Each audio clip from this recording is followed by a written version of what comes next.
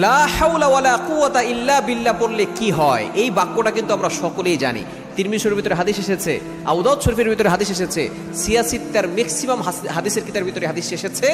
এই বাক্যটা হচ্ছে জান্নাতের গুপ্তধন, এই বাক্যটা হচ্ছে জান্নাতের ভান্ডার।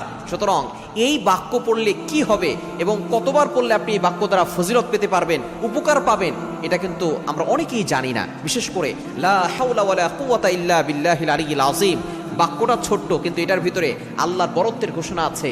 আল্লাহ যে সবচেয়ে শক্তিমান, আল্লাহর থেকে বড় আর কেউ নাই, এই ঘোষণা আপনি দিচ্ছেন। এই বাক্য যদি কোনো ব্যক্তি ফজরের নামাজের পরে 100 বার পরে, আল্লাহ পাক রব্বুল আলামিনের কাছে 100 বার পরে দোয়া করে, আল্লাহ পাক রব্বুল আলামিন তার দোয়া কবুল করবেন। অনেকে বলেন হুজুর দোয়া কবুল হচ্ছে না, আপনি লা হাওলা ওয়ালা কুওয়াতা ইল্লা বিল্লাহিল আলিয়্যিল আযীম পড়ে আপনি আল্লাহর কাছে দোয়া করবেন, দেখবেন আল্লাহ তাআলা আপনার দোয়া কবুল করবেন। দ্বিতীয় নাম্বার হচ্ছে আপনার অভাব আল্লাহ পাক রব্বুল আলামিন দূর করে দিবেন। অনেক অভাবে আছেন, টেনশনে আছেন না, আপনার টেনশন অভাব আল্লাহ পাক রব্বুল আলামিন দূর করে দিবেন। 3 নাম্বার, আল্লাহ তাআলা বিপদ থেকে আল্লাহ তাআলা আপনাকে হেফাজত করবেন। অনেকে আমরা কঠিন বড় বিপদে পড়ে যাই, আমাদেরকে সাহায্য করার মতো কাউকে খুঁজে পাই না। আপনি ছোট্ট বাক্যটার আমল করবেন, দেখবেন আল্লাহ তাআলা বিপদ দূর করবেন।